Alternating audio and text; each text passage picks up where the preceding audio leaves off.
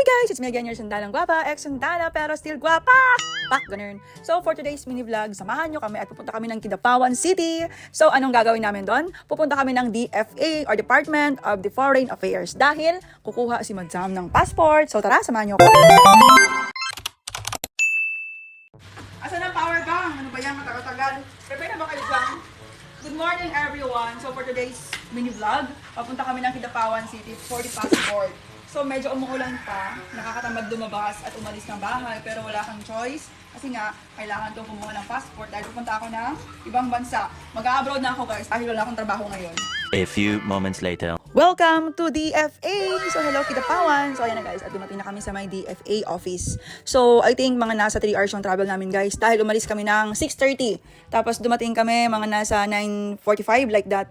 So ayan na nga guys, ang first step. Ay nako, itsura sa mga manghod ko eh. Kaluoy man daw, nagot man kaayo. Anyway guys, wala pa kaming breakfast dyan. So first step, kailangan mo munang dumaan kay guard para mag-logbook doon. Pangalan, number, oras, ayun, basic. So ayan, logbook ka dyan. Pagkatapos, i-check ni guard yung mga documents mo. Siya mismo ang mag-assist sa'yo. Kung may problem, may kulang, whatsoever, chuba-chucho, talagang i-guide ka ni guard. So shout out pala kay guard sa Kidapawan City at napakabait niyan. And of course guys, may followers pala tayo doon sa Kidapawan. Ayan, tropa siya, tropang Marine. So shout out Sarge, salamat sa iyong suporta. Di ba? So guys, pagkatapos ma-check ni guard yung mga documents naming lahat, talagang maraming kulang. So yung mga kapatid ko guys, wala silang mga ID. Kasi yung isa minor, tapos yung iba is problem sa birth certificate, merong mga space sa pangalan. At ako naman guys, walang problem sa akin. Kaso yung birth certificate ko guys, yung LCR ko naiwan ko kasi nga akala ko hindi na siya kailangan.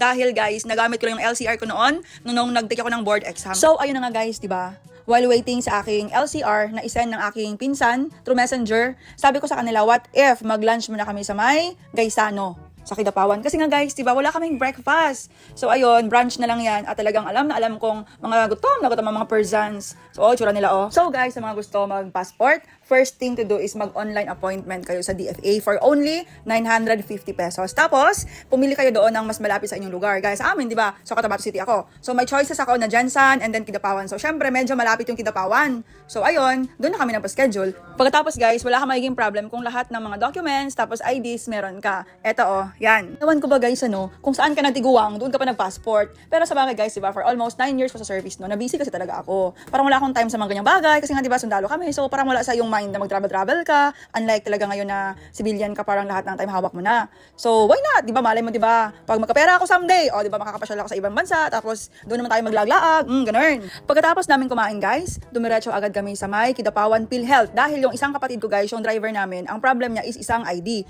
So, nakalagay doon sa kanyang choices, PhilHealth ID is pwede na. So, since na malapit na naman yun, malapit lang sa may tapat lang ng Gaisano, pinuntahan na namin siya agad. And shout out pala sa aking followers dyan, talagang sabi sa akin ni ma'am, familiar ka sa akin. Sabi ko talaga, nag-smile ako sa kanya. Tapos sabi niya, ma'am, ikaw sandalang guwapa. O, diba? So, thank you sa lahat ng followers natin dyan sa Kidapawan City. I love you all. Thank you sa inyong suporta. Mwah! Pagkatapos sa PhilHealth, guys, bumalik kami agad sa may DFA para isubmit yung aking documents and then yung sa kapatid ko.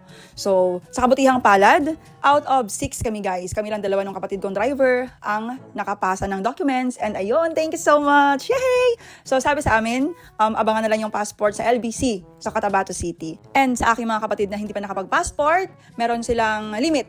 6 months, dapat ma-comply nila agad yung mga lockings nila and then babalik sa DFA Kidapawan para i-check and then tapos na. So don't worry guys, if ever man na meron kayong mga kulang, meron silang binibigay sa inyong limit para i-comply yon. So yun lang, thank you so much for watching. Don't forget to follow, like, and share.